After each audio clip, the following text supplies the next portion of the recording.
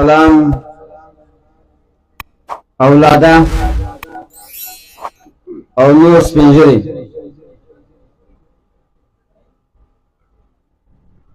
زه خپل د ناصر قوم سره تعلق لرم. د مول ناصر په خوا باندې دا لړۍ چړې ډېرې کړي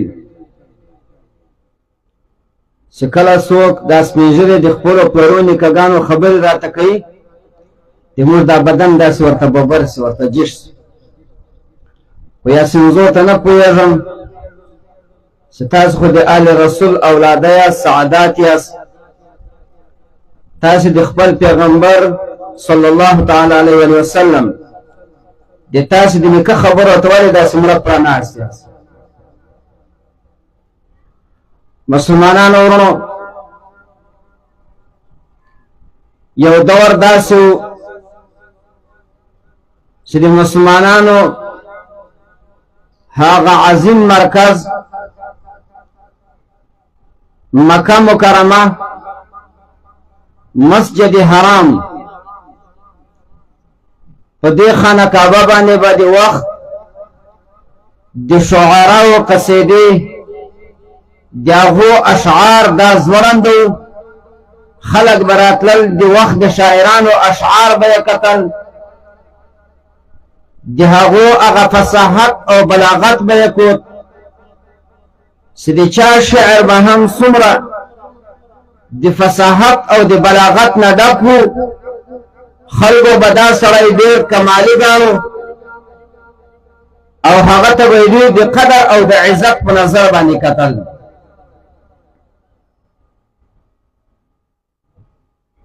مسلمانانو ورو بل طرف ته ګوره نن چې سړی دې ته وګوري د شاوخوا مې دغو ماشومانو ته کتل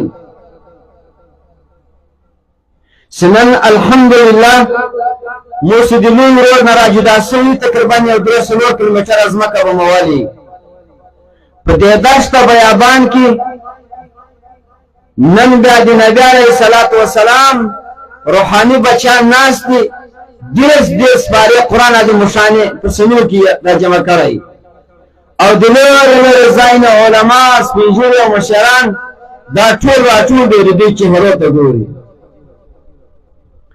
مسلمانانو دا په هر وخت هر قرن کې د یوه شي چرچا او شهرت وي لکه د سیدنا موسی علیه السلام په دور کې هلته چرچا او شهرت دا په سحر او په جادوګرۍ سره و چې د کوم انسان نه هم څومره ښه سحر ښه جادو زده و دا و د خلکو که عزتمن او قدرمن و خلکو به دغه انسان ته ډېر د قدر او د عزت په نظر باندې کتل.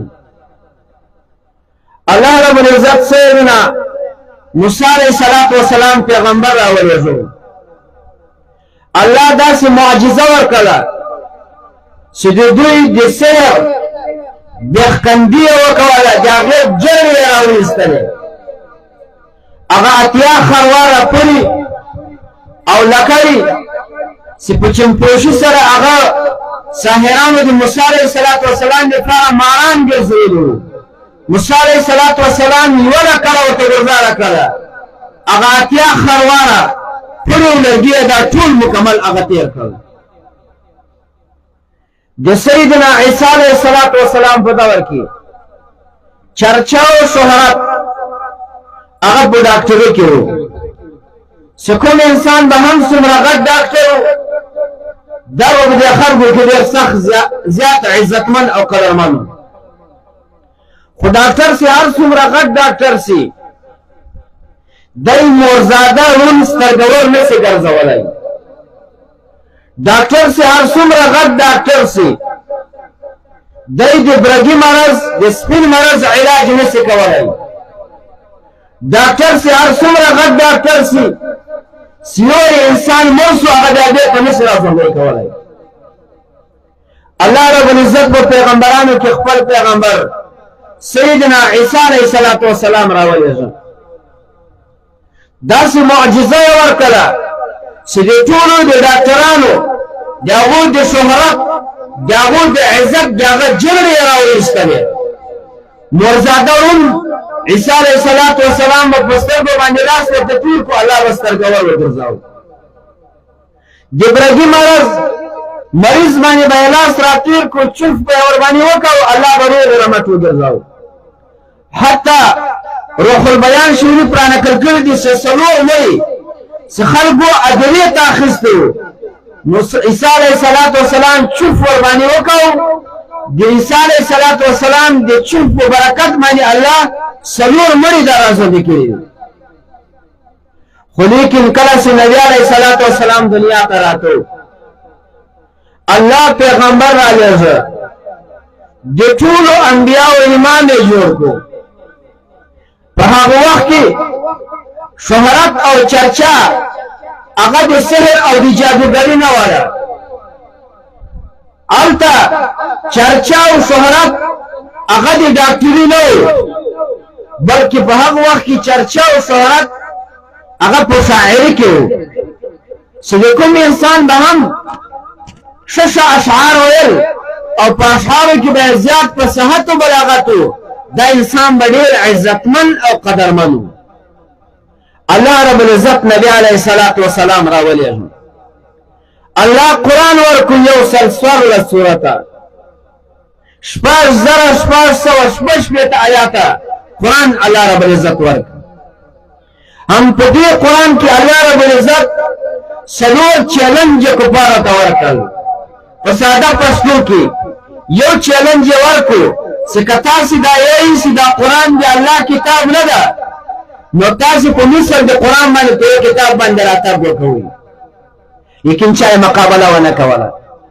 دویم چیلنج الله رب العزت ورکړو، که تاسې وایئ چې دا قرآن دا د الله کتاب نه ده، نو لس سورتونه تاسې د قرآن عظیم الشان په مصر باندې ولیکئ او جوړې کړئ. بیا دوی پرې پټه خلاصول. دریم چیلنج یې ورکړو چې لس سورتونه، په دریم چیلنج کې بیا لس سورته وو. په څلورم چیلنج کې چې دا خو ډېر کمزوري دي، الله تعالی ورته وویل وإن كنتم في ريب مما نزلنا على عبدنا فأتوا بسورة من مثله. بسورة کې دا تنوین دا د تقلیل دپاره ده، یعنی یو کنکلی صورت خو جوړ کړئ.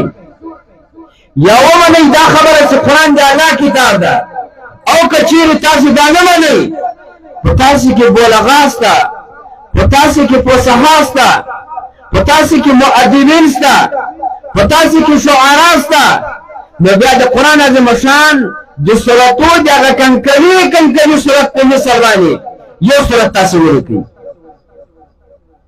مشران راټول شول، سرداران راټول شول چې دا پیغمبر علیه السلام خو موږ ته یو چیلنج راکړ، دویم چیلنج یې راکړ، دریم چیلنج یې راکړو، څلورم چیلنج یې راکړو. ډېره بده خبره ده، راځئ چې یو قرآن ورته تیار کړو. نو د وخت یو نوم شاعر لبید به غالبا تاسو هم د لبید نوم اورېدلی. عرب رالو ورته ویل ای لبیده، موږ ته خو دغه محمد رسول الله صلی الله علیه وسلم چیلنجونه راکوي، ته خو د موږ یو مشهور ادیب او شاعر یې، فصاحت و بلاغت در سره ده، مهرباني وکړه چې څومره اجرت غواړې، څومره انعام غواړې، دا به موږ ټول درکړو، خو ته مهرباني وکړه یو قرآن راته جوړ کړه. که قرآن نه وي د قرآن یو صورت راته ولیکه. لبیب ورته وویل داسې وکړئ، ما ته یوه ځان ته کمره جوړه کړئ، دلته به څوک مجلس ته نه راځي، د ما سره به څوک کار نه لري، زه قرآن درته لیکم. لبید ورته کاغذ راکړئ، کاغذ یې ورکړو، لبید اندر کمرې ته ونیوت. بیا به یې اواز وکړ کاغذ راوړئ، کاغذ به یې ورته راوړو، سیاهي راوړئ، سیاهي به یې واروله. یو کال لبید په دې کمره کې اندر ننوتی ده، لیکنه کوي. دویم وایي چې لبید کال تېر کړو، اوس به یو لوی کتاب لیکلی. لیکن کال بعد لبید ورته راسئ، کمره یې ورخلاصه کړله. چې کمره یې ورخلاصه کړله، هغه کاغذونه ټول ټوکړې ټوکړې پراته وو، لیکن یو کاغذ و، په دې کاغذ باندې لیکلي وو انا اعطیناک الکوثر فصل لربك وانحر إن شأنك هو الأبتر.